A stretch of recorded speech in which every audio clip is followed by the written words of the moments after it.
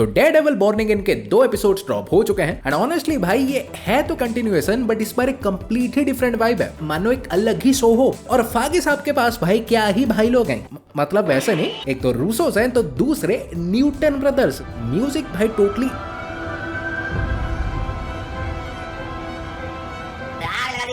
But ये है कि ये ऐसा कोई एक एक्सप्लोसिव स्टार्ट नहीं देती, ये मोर लाइक एक रीस्टार्ट की तरह फील होता है सारे कैरेक्टर्स के लिए। सो ये जैसे ही अपने इसे स्ट्रीट लेवल वर्ल्ड को एक्सप्लोर करते जाएंगे ये शो तुम पे उतनी ही चढ़ती जाएगी। सब पूरा खोद देते हैं दोनों ही एपिसोड्स को। तो एपिसोड स्टार्ट होता है हमारे 3 टिकड़ी यानी फॉगी, मैट और पेज के साथ। सीजन 3 में जिसकी बात हुई थी, तो अब ये तीनों मिलके फाइनली अपना एक सिंगुलर लॉ फॉर्म खोल दिया है। सो यहाँ से निकलने के बाद ये सीधा एक बार में जाते हैं चिल करने। वहां भी 2 और क्रूशियल कैरेक्टर्स देखने मिले, एक तो चेरी जो कि एक फॉर्मर एनवाईपीडी के डिटेक्टिव थे बट लेटर सीन में मैट की सच्चाई जानने के बाद उसके प्राइवेट इन्वेस्टिगेटर बन जाएंगे। और फिर क्रिस्टीन मैकडूफी भी दिखी। ये स्टार्टिंग में तो मैट के साथ मिलके अपना एक मॉडॉक एंड मैकडूफी नाम का एक लॉ फर्म खोल लेंगी, बट कॉमिक्स में भाई ये भी उसकी फ्यूचर लव इंटरेस्ट रह चुकी है। सो एक और अनंतमणि आने वाला है। बट हाँ, इसी दौरान फॉगी को बेनी यानी बेंजामिन थॉमस का कॉल आता है। ये भी वैसे एक छोटा मोटा सुपर हीरो है, सो आगे जाकर देख सकता है। पर फॉगी के फोन से सुनने के बाद कि बेनी डेंजर में है, मैट सब अपना सूट अप करके निकल जाते हैं उसे बचाने के लिए। हमें एक मस्त सा नो वे होम टाइप रूफटॉप सीन दिखता है, बट यहाँ एक्चुअली में बेनी तो भाई टारगेट होता ही नहीं। यहाँ भैंस क्या बुलसाई असलियत में फॉगी को उड़ाने के पीछे ही होता है। सो वो बेनी से उसका लोकेशन पाने के बाद निकल जाता है बाहर तक। और डेयरडेविल को जब तक ये रियलाइज होता है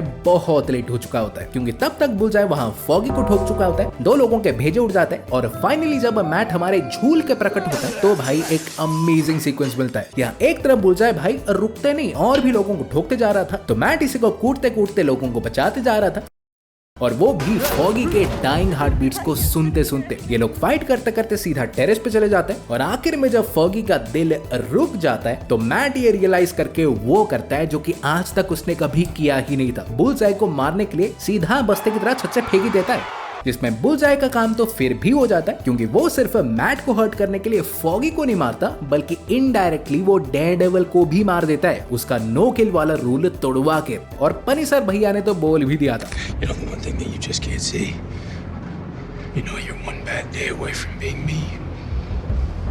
और अगर सोच रहे हो कि ये इतना बड़ा डील भी कैसे है, बुलसाई तो मरा भी नहीं, तो फॉगी ने बता दिया था। That's Matt because he believes that everyone deserves a shot at redemption. Except Fisk. Everyone. It's a Catholic thing. That's why he doesn't kill people. If he crosses that line, Matt will never be able to forgive himself. पर भाई लोग एक और चीज भी है जो कि बताना तो पड़ेगा ही कि फॉगी में भी यहाँ पे या बोलूं वेरी लाइकली जिंदा भी हो सकता है, क्योंकि अगर तुमने नोटिस किया होगा कि जब ये बार में जा रहे थे तो वहीं पे देखो 468 लिखा था, और डेयरडेविल के 468 वाले इशू में गेस व्हाट क्या हुआ था, फॉगी एक्चुअली मैट से दूर जाने के लिए एक फेक डेथ किया था। सो यहाँ भी आई थिंक कुछ ऐसा ही होगा जो कि शो के एंड में ही रिवील होगा कि ये जिंदा है। सो नाउ अब इसके सीधा 1 साल लेटर जाते हैं। मैट बेसिकली फॉगी के डेथ को अपने ऊपर लेके और अपने नो किल रूल को तोड़ने के गिल्ट से डेयरडेविल को भाई कंप्लीटली साइडलाइन कर चुका है। बट डोंट यू वरी, इसके इंट्रो की तरह ये भी अपने आप को फिर से रीबिल्ड करेंगे। पर इसके बाद हम मिस्टर फिस्क से मिलते हैं। ये भी काइंड ऑफ मैट की तरह बॉर्न अगेन ही हुए हैं, ऊपर से ऑब्वियसली। पर एको सीरीज में भाई जो इसने मेयर बनने का सपना देखा था वो भाई अभी भी इंटैक्ट है, तो उसी के हेल्प के लिए ये सालों बाद वेनेसा से मिलने जाता है, जो कि मे भी सीजन 3 के बाद किंगपिन के सारे धंधों को यही चला रही थी, हफ्ता वसूली, गैंग्स, सब कुछ। सो इसीलिए बेसिकली किंगपिन आके इसे अपने मेयर बनने का प्लान बताता है, और जस्ट लाइक दैट इसे मनी और मैन पावर दोनों ही मिल जाते हैं। पर भैया दैट्स नॉट इट, इनका रीयूनाइटिंग तो ठीक था, आंख से ऐसे 2 बूंद आंसू भी आ गए। बट अगर तुमने नोटिस किया होगा तो फिस्क के भाई आने से पहले एक बंदे ने रेड हुक का नाम लिया था, जिसका वेनेसा ने बोला कि टैक्स देखो कहीं से भी ले सकते हो पर रेड हुक से नहीं लिया जाता। इनफैक्ट फॉगी ने भी मेंशन किया था कि रेड हुक में कुछ ऐसा हुआ था जिसके लिए बेनी के पीछे लोग पड़े थे। सो इतनी बार एक जगह का नाम लिया है तो डेफिनेटली कुछ तो मेजर होगा ही। तो ये मेजर चीज देखो कुछ भी हो सकता है और हर पॉसिबिलिटी में मजे आ जाएंगे। लाइक पहले तो ये कॉमिक्स में ये Red Hook area gang wars का एक हॉटस्पॉट हुआ करता है। So Spiderman, Iron Fist, Luke Cage वगैरह यहाँ लड़ते हुए दिखाई देते रहते हैं। सो वो एक रीजन हो सकता है यहाँ से टैक्स नहीं लेने का। फिर दूसरा, हाइड्रा का भी एक्चुअली यहाँ पे एक सीक्रेट बेस था जहाँ पे वो प्रोजेक्ट बैक ट्रैक पे काम कर रहे थे, बेसिकली एक टाइम ट्रैवलिंग सूट। सो अगर यहाँ पे कुछ ऐसा बन रहा होगा तो who knows, may be Doom से भी कनेक्शन कनेक्शन हो सकता है। डेयरडेविल या स्पाइडरमैन तो टाइम ट्रेवलिंग यूज करेंगे नहीं, सो वही होगा। और फाइनली देखो तीसरी पॉसिबिलिटी ये है, डार्क फिनिक्स में जीन ग्रे का होम टाउन भी एक्चुअली रेड हुक ही था। तो मे भी देखो एमसीयू के जीन ग्रे का भी हो सकता है। इनफैक्ट लीजियन शो में, जिसे आई नो इतने लोगों ने देखा नहीं है, पर उसमें भी देखो ये मेंशन किया गया था कि रेड हुक में म्यूटेंट्स के लिए कोई डिजास्टर हुआ था। और इन सब के ऊपर सबसे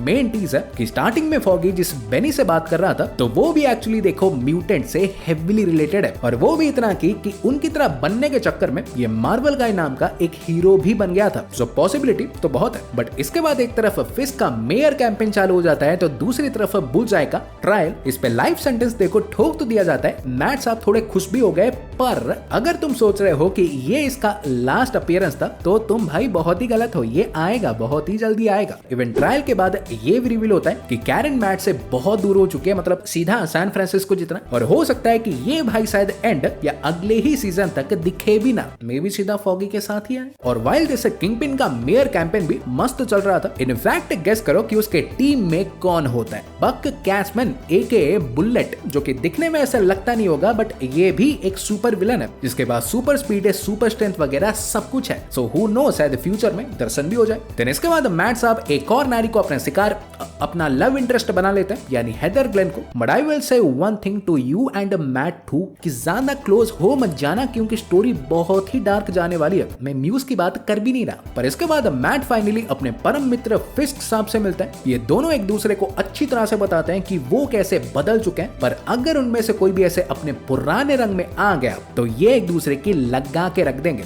बेसिकली धमकी देने के लिए मिलता है। बट एक और चीज जो हमारे सून टू बी मेयर साहब ने क्लियर कर दी, जो कि मैंने बताया भी था, कि वो भाई न्यूयॉर्क से सुपर हीरोज को पूरी तरह से मिटाने वाला है। और ऐसे फेंक भी नहीं रहे थे, क्योंकि लेटर सीन में जब ये मेयर बनता है, न्यूयॉर्क के सड़कों पे केओस तो भाई एरप्ट होता ही है, पर सुपर हीरोज के खानदान में भी होने के आसार दिख जाते हैं। क्योंकि मेयर बनते ही अनाउंस कर देता है कि वो पनिशर, स्पाइडरमैन, डेयरडेविल सारे हीरोज को वाइप आउट करके ही रहेगा। और बिलीव मी, ये सिर्फ ऐसे कोई एक दो मूवी या शो की बात नहीं है। ये मेयर फिस्ट के स्टोरी लाइन को मल्टीपल प्रोजेक्ट्स में एक्सप्लोर करेंगे। ये सारे हीरोज को विजिलेंटी साबित करके उनकी वाट लगाने वाला है, लेजिट। इवन आखिरी शॉट तो भाई और भी कूल था, जिसमें फिस्ट पे व्हाइट लाइट थी तो वहीं पे मैट पे रेड लाइट, सिग्निफाइंग कि कैसे फिस्ट कब सीधा एक गॉड ही बन चुका है और मैट डेयर आई से एक डेविल। पर इसके बाद फिर अगला एपिसोड स्टार्ट होता है हेक्टर आइला एके व्हाइट टाइगर से। और ये देखो सीरीज में जितने हमारे क्रूशियल होंगे उतने ही कॉमिक्स में हैं, क्योंकि इनका हेरिटेज काइंड ऑफ देखो ब्लैक पैंथर्स की तरह ही है। जैसे ब्लैक पैंथर के मैंटल को हार्ट शेप्ड हर्ट देके पास डाउन किया जाता है, तो इनके फैमिली में भी एक मैजिकल एम्यूलेट देके व्हाइट टाइगर के मैंटल को दिया जाता है, जैसे कि इनके बाद इनके नीस को मिला, जिससे फिर पास डाउन होके इनके सिस्टर यानी एवा आइला को मिला। बट वापस इन पे आए तो बेसिकली सबवे में जाते जाते कुछ बैड कॉप्स को एनकाउंटर करते हैं। और आगे बढ़ने से पहले ये तो भाई बोल ही दूं कि इस पूरे सीरीज में ऐसे बजर बट्टे बहुत दिखने वाले हैं। इनफैक्ट गेस व्हाट, ये आगे जाके भाई पनिशर का ही लोगो लेके ऐसे हरामी पंथी करते दिखेंगे। और मोस्ट लीथल थिंग इज कि मेयर साहब का इन पे फुल सपोर्ट होगा, यही ही उसके एंटी विजिलेंटी फोर्स होंगे। और इनसे ही अपना नाम बदनाम होने से रोकने के लिए ही पनिशर को वापस आना होगा। लेकिन हाँ, बैक तो हमारे हेक्टर साहब, ये उनसे किसी को बचाते बचाते एक्सीडेंटली एक बंदे की टिकट कटवा देते हैं, जिसके लिए ऑब्वियसली इन्हें उठा लिया जाता है। बट इवेंचुअली लकीली मैट की नजर इन पे पड़ जाती है, और मैट साहब तो है ही, हार्ट बीट से ही जान लेते हैं कि कौन इनोसेंट है और कौन नहीं, तो वो झट से ले लेते हैं इसका केस। पर all while this Wilson uncle mayor तो बन गए, बट इतने जो कांड किए थे वो ऐसे अननोटिस्ड थोड़ी जाएंगे। तो जो कम्युनिटीज, स्टेक होल्डर्स इसे अभी भी अपोज कर रहे थे, तो वो इन्हें अपनी तरफ करने में लग जाता है, क्योंकि ऑब्वियसली भाई सुपर हीरोज को कंप्लीटली बैन करने के लिए दूसरों का सपोर्ट भी तो चाहिए होगा।